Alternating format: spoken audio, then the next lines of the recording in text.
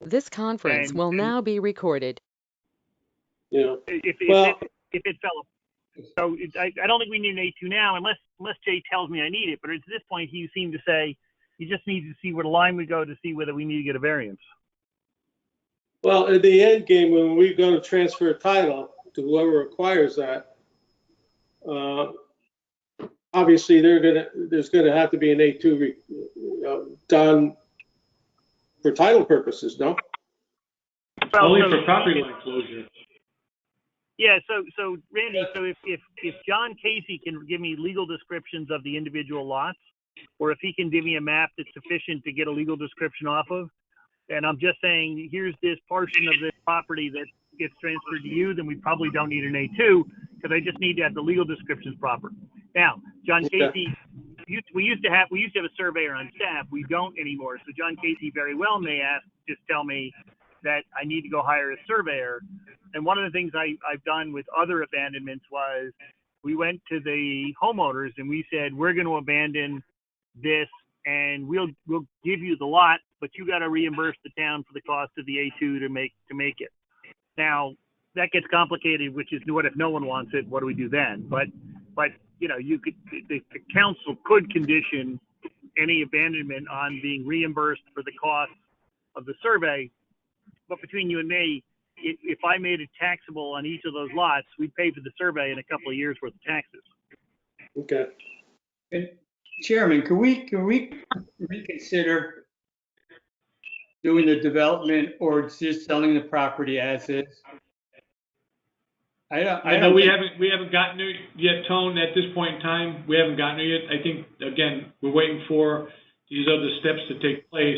And then I think once we see this sort of closure, we can decide if we want to do that or not. Because I agree with Randy to some extent. We don't want to be in the real estate business. However, I think it's important for us to know the potential one versus two piece of property on that line. Yeah, but I think we're going to spend a lot of money on doing that. What's that? Well, I gotta say, I'm sorry, Tony, if I talked over you. So I think whether or not we do choose to subdivide 91 Wood, I do think that it does the benefit to the town to look at abandoning that road. We've now established from looking at it that it doesn't appear to be anything that anybody's ever going to build on, and they're encroaching on it anyway. So the town may get a benefit of the taxes to abandon that road, whether or not we choose to split it. And even if you're selling a parcel, you're now selling the parcel with the half of the road attached, and we can still decide not to develop it, but now sell it as a bigger road, just because it solves a bunch of the other issues. And as Kelly said, she doesn't have to go cut down trees in somebody else's yard. Right. Okay. This is Randy again. I'm sorry. Randy. At the conclusion of this discussion on Wood Ave, I'm sorry. I'd like to go back and ask a question of Kelly. I'm sorry. I thought we were done with this. No, please, Randy, because I have a couple of questions for Kelly as well. So go ahead. Kelly, I'd like to go back and just get an understanding of the request for the Army to have continuing access to the site. Mm-hmm. Could you run that by me again? Exactly what is this and why? It's so part of the tidal flat restoration. Obviously, if you look at a map, it extends like toward the wastewater treatment plant and where the greenway is. So the Army has requested that we allow their scientists, engineers, and whatnot access through that area to the tidal flats. Most of that access is for the purposes of monitoring wetland restoration success and vegetation success.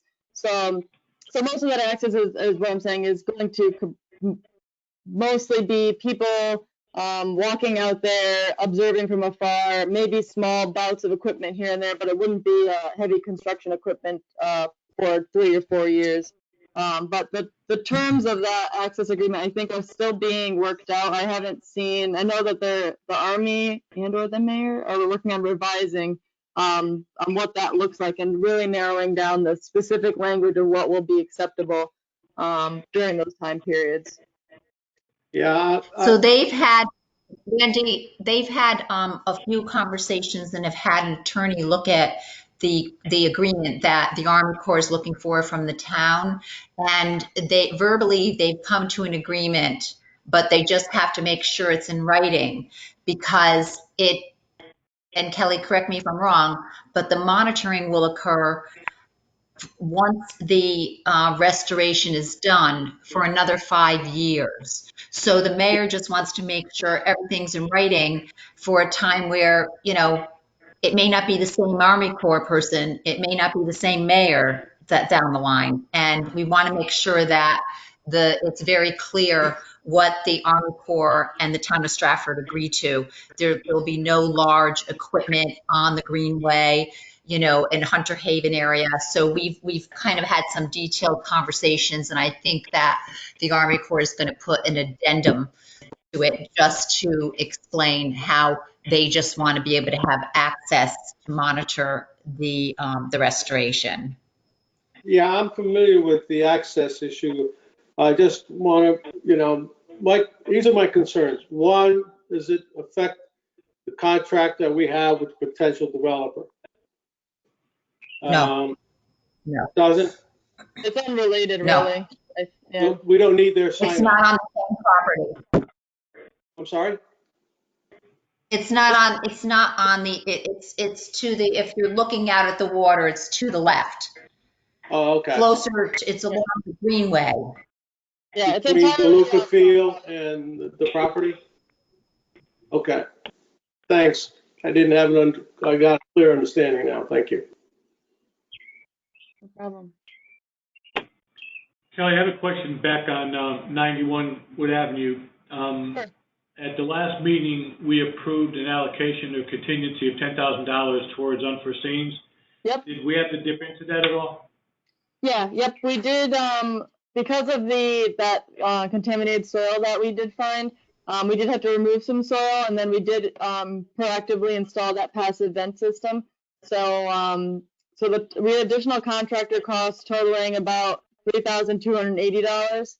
And then the WSP, who is our environmental consultant, they incurred additional costs of $690 just for some additional reporting and additional sampling that they took, just so we can clearly document what the grave of the tank looked like, if there was any contamination or anything like that. Kelly, while we're on that subject, I'm looking at, we sent everyone the budget, and in our budget, we have a WSP charge of $889 for the UST removal. Okay. And we have also 116.25, and then we have encumbered $2,454. Okay. That goes back to March, though.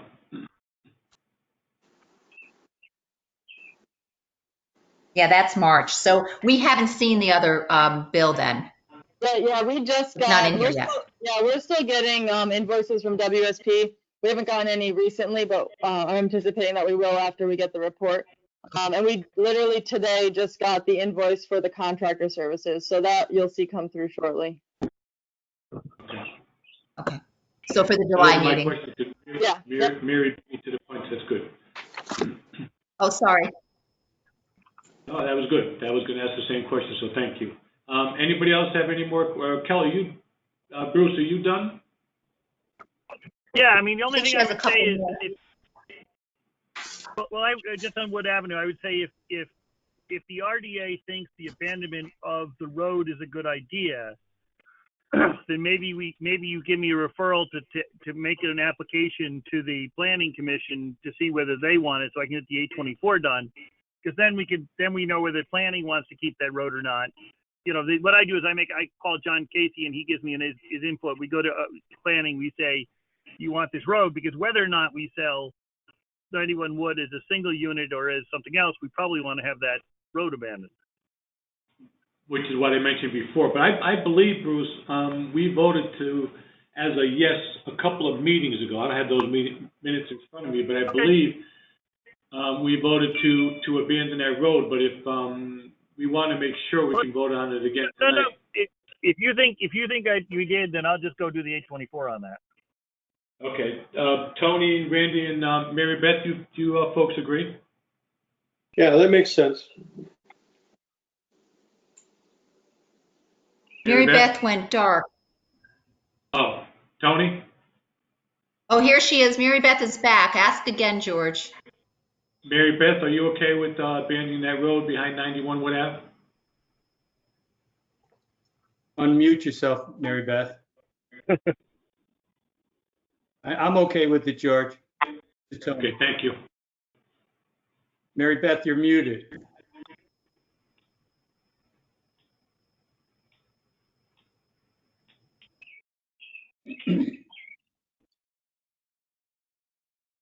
All right, well, let's move on so we don't hold up. And Mary Beth, if you can come in, figure out how to unmute, and I know that agony, so I share your pain. Just let us know. But Bruce, I think you have the green light to go ahead and start pursuing that. Okay, we'll take care of that.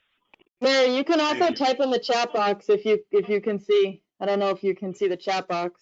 I'm back. My screen just froze. Yes, I agree. I think abandoning the road would be a good idea. Okay, thank you. Bruce, you got a green light. So Thank you. what do you think about the survey? Is it premature yet to decide on that? Or do we want to, in conjunction with that, start on that as well before the July meeting? Well, see, again, you can't really do that unless you get approval from the town council to abandon the road, because again, we want to include that in the survey. So I wouldn't want to spend money to do the survey twice. Once it goes out, we want the whole thing. Yeah, and so if I were So we won't be able to get the answer. What part? Yeah, so even if planning decides to abandon it, I'm sorry, Bruce. Before the council, so we're still a couple of steps away from, abandoning the road to the point where you can write a survey and get it worked out. Exactly. Okay. Okay, any other questions for Mr. good. Jackson? Okay, moving on to old business, the budget, Mary Dean. Thank you, by the way, for sending it forward. I think Kelly just wanted to, I think Kelly just needed to talk about Wade's garage. Did you talk about Wade's yet, Kelly?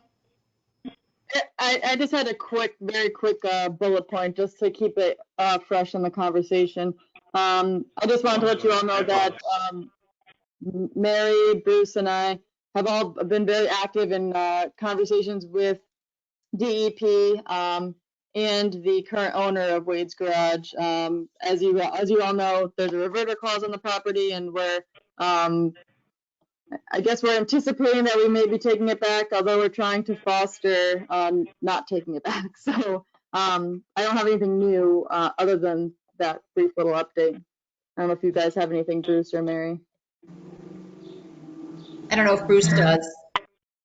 No, so just for the RDA's information, the current owner has decided he wants to do some, finally get 2 years later when the reverter clause is 6 months away, he's decided to focus on the fact that if he doesn't do anything, he's going to lose it. So he then started doing work on the property. We got Mark Lewis from the DEEP involved to make sure that he was doing what he was supposed to be doing. Apparently, he either has filed or is about to file the proper paperwork with DEEP to get the approval. Mark Lewis thinks that if he does what he's supposed to do, the approvals can be done by October. So we're just being police at this point. Okay, good. But doesn't he have that on market for sale? He does, but the way that we wrote the reverter says that he personally has to renovate it, so he can't sell the property with the rights to clean it up. The instant he sells it, he's not doing the remediation, and therefore he loses the property. So he ran out of buyers at that point. So he has to remediate it. Now the remediation may not be terrible because it was just a gas station, but he's gonna have to file the voluntary remediation program and do what he's supposed to have done, or he loses the property. So we now have his undivided attention. I like those self-curing things. Isn't that nice when he reads it and goes, "Oh, I have to do all this"? Yep. It would be much easier if he just followed the rules and we could see the property developed by him. For one time, they worked in our favor. But he's not going to follow the rules, so we're going to make him follow the rules. That's why we have you, Bruce. Well, I was very nice about it. I gave him a choice. Yeah. Okay. Anything else, Bruce? Nope, that's it. Any other questions for Bruce? Okay, moving on to the budget now, Mayor. Okay, so I think we sent it to all of you, so it'd be a little bit easier. So I think you can see that we moved the NDC encumbrance out of there, and it'll go back into our budget. And where we still, right now, we have 38,071.50 available. That will go down once we get the charges from WSP. And then as we move forward, if we do the survey for 91 Wood, but we will get those monies back when we sell the property. Right, right. I don't know if anybody has any specific questions, but that's really the only changes that have occurred between May and June. What is the town, I have no question. what's the town gonna give us for next year? As far as, I think they're at 75,000. okay, But one of the things they changed, which has been very helpful, is it doesn't disappear. So when we're on projects, we can just kind of continue with it. We don't have to feel, because it's very hard, we're spending the money not based on our schedule, but based on the needs of the properties that, we need to put money into. So that's been very helpful, I think, for us. okay. Yeah, I agree. Okay, any other questions on the budget? Okay, next up would be me on the center school property. So I'm not sure if you all had an opportunity to call in, excuse me, but we had Zenelith do the presentation to the town council, and I thought it was received in general overall pretty positively. There were some good questions that came out, and I believe we had some pretty good and complete responses to the questions that came out. I thought Zenelith did a good job of basically explaining to not only the town council but the public, their program, their project, and we chimed in where we needed to further explain some of the, I thought, major and important components of the project. Since then, there's been some feedback from the public, and what's important for everybody to understand, and I don't know if we have any public on tonight or not, but if we do, what's important to understand is this is what we would call wheels in motion. So, it's not by any means the end all and be all of the project and or the presentation. In other words, this may not be the exact project we're going forward with. We're looking for feedback from the town to take into consideration. And then the other thing I think that's important to know is that there's, before the end of the road, there's going to be many opportunities for the public to chime in, such as at the planning and zoning hearings. We are adjacent to the historical society, historical district, excuse me. So there may be some input from them. We will also need to be heard by the Architecture Review Board, so they'll be heard. So all those are public meetings. All those the public is welcome to attend. And right now we're looking for feedback from the public, but we want to keep our foot to the pedal, if you will, because we want to keep rolling with the project. We think it's a vital and very important project to the downtown. It'll help stimulate the growth for the downtown businesses that, really do starve for people because it's not very welcoming to pedestrian traffic. Being in the TOD district, it's important for everybody to understand as well is that the standard planning and zoning requirements don't necessarily apply to this because it is in a transit-oriented district. So parking requirements are a little bit different, coverage is a little bit different, height requirements a little bit different, and density is a little bit different. All that would be ironed out and worked through with the help of planning and zoning and the developer. This particular developer, if we continue to move forward with them, has a very good reputation to outreach to public and surrounding neighbors and so on and so forth. So that's, I believe, the extent of my report. Unless Mary Dean, you have anything else that you'd like to add?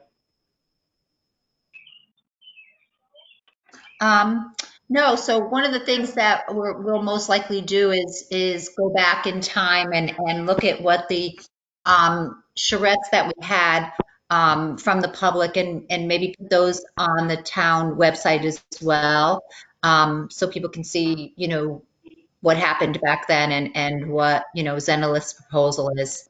And George, it's a good point. Zenith is more than happy to have conversations with the community. Yeah, and I think it's important to know, though, is that all of that input that was taken in by the subcommittee was forwarded to the developers that responded to the RFQ. So all the while the developers were coming up with their proposals, they knew what we were looking for in regards to density and types of use and so on and so forth. The idea that they took into consideration the potential of developing or repurposing, I should say, the Board of Ed building, and also repurposing the, I forgive me about the address, but we call it the old Copper Watts House. I think they did a good job in pulling that into the project as well. So all of those comments were taken very seriously from the public, and I believe that the proposal that was put before us, that the RDA moved forward to town council, took all of those into consideration. I'd like to make a couple comments. This is Tony. Yeah.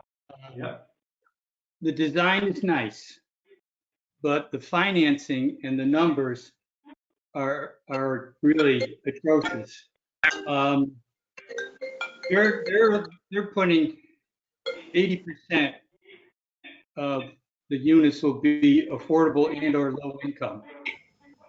I would think that the TOD district would be market rate units, because if we're trying to draw from people coming in, they're going to have incomes that will not qualify for all those low rents.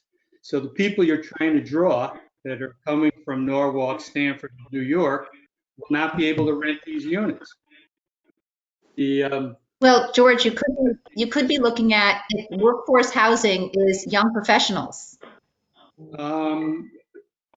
The rates, if you look at the rates of what they can make and still rent them, I don't think a lot of them are going to qualify. They're making too much money.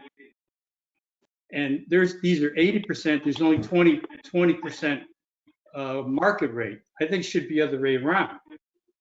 That's number one. Number two, obviously the numbers that they're buying it for, $1 in 17 years of tax abatement.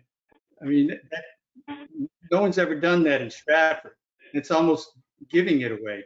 That's a valuable piece of property. We're getting nothing for it except the liabilities. I think their numbers are, if you look at their numbers, you're talking about $300,000 per unit financing,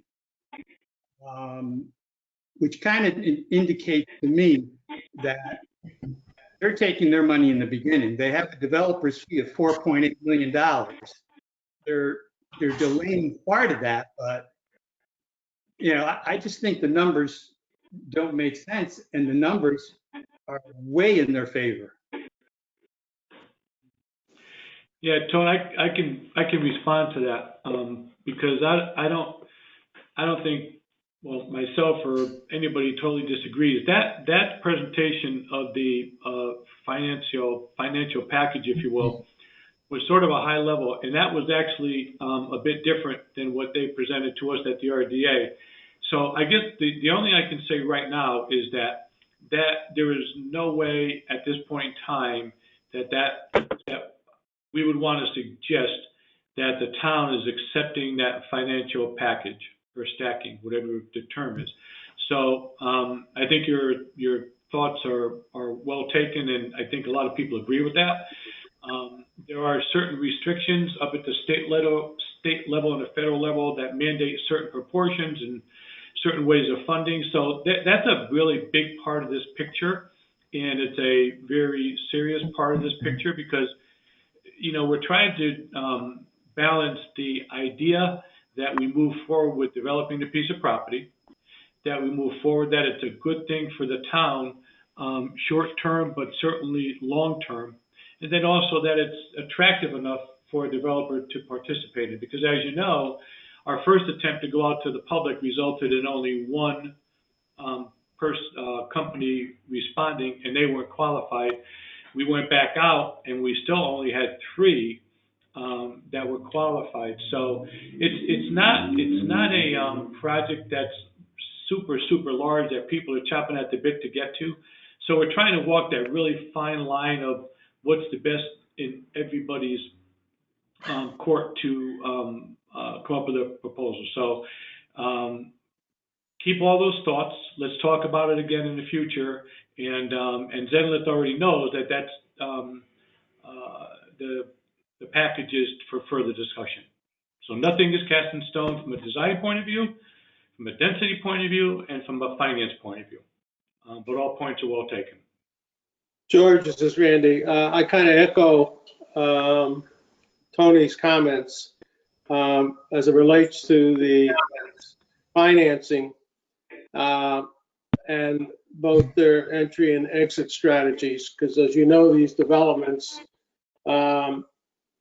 they have an exit strategy. So once it's all leased up, etc., that property will probably go into an investment portfolio somewhere. That's the exit strategy. That's how it works.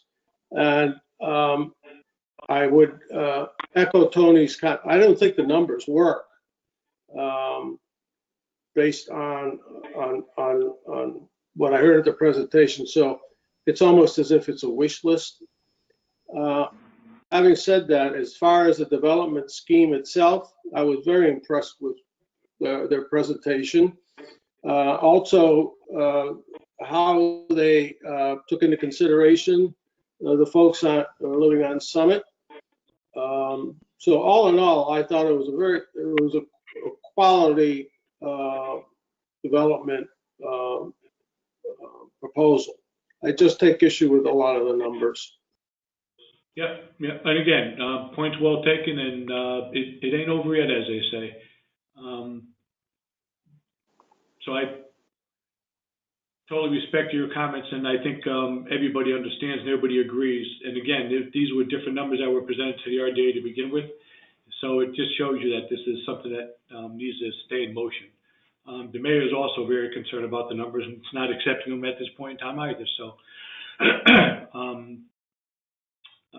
yeah, and the way they handle their development fee, yeah, I think it's top loaded because when they exit, they get a participation in the game, or excuse me, they get a participation in what that property will sell for to the investment community. That's how developers work. So I think they're top loaded on the way they handle their or are expressing their development fees, both on the front end and also down the road. But again, that's, we can make this attractive for men for that project, for them to do it. I just think that again, I'm gonna keep my eyes on these numbers. It's important. Oh, we as we all are. And just to remind you, Randy, that when they gave the initial presentation, and then when they came back for the second presentation, and I understand that words are cheap, so please don't take this wrong, but they are not in projects for exit strategies. They basically do projects and they stay with them till the end, so to speak. And again, anybody can say that, but maybe as part of our agreement moving forward is that there is no exit strategy until the entire financial stacking is complete or something.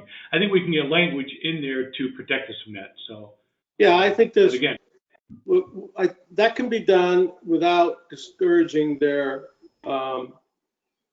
incentive to do the project. exactly. Totally agree. Totally agree. Thank you. Any other questions and or comments? Okay. We already talked about 91 Wood Avenue. Any new business?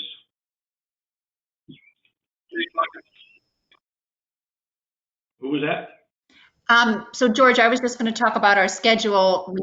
I was just going to mention our schedule for the summer. We were planning on having the July meeting and skipping August as we usually do. So we just wanted to make sure that worked with all of your vacation plans now that we meet the last week of the month.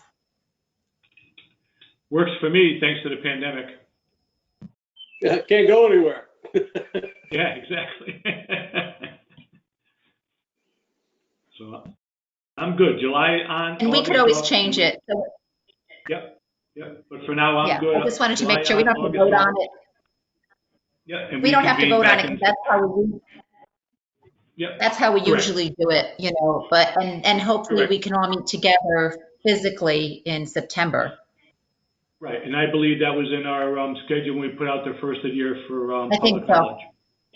Yep. I just wanted Not to available for the July make meeting. sure people's vacations weren't, you know, Okay. what, Okay. you'll be gone, Mary Beth? I'm gone the last week in July, yes.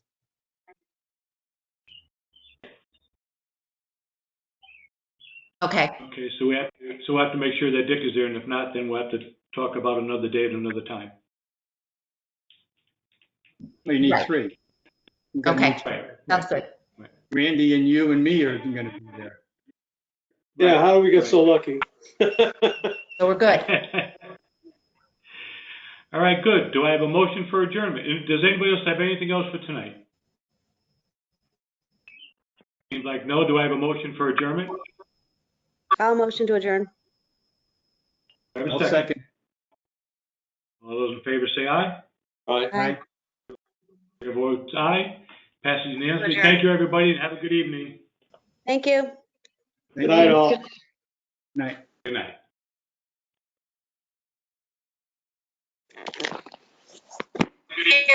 Take care. Thank you.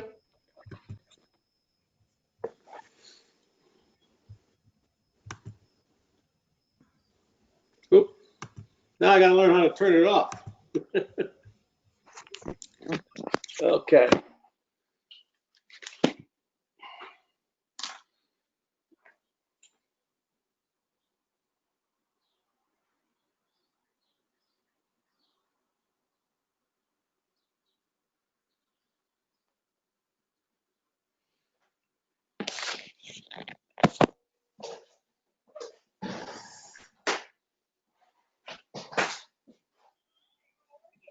Good. Sorry I couldn't take your call. I was in the middle of a meeting.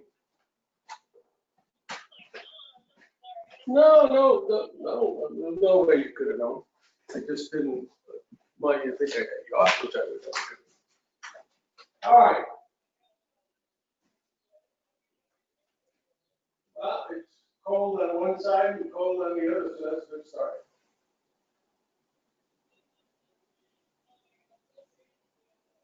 Whirlpool. That's what they had on the floor, and that's what I could get in the same day. Oh, yeah? Yeah, I like side by side, so it's amazing some of the ones that I considered, they didn't have them. They said they haven't been able to get them. You know, they're short supply because of the shutdown and all that stuff.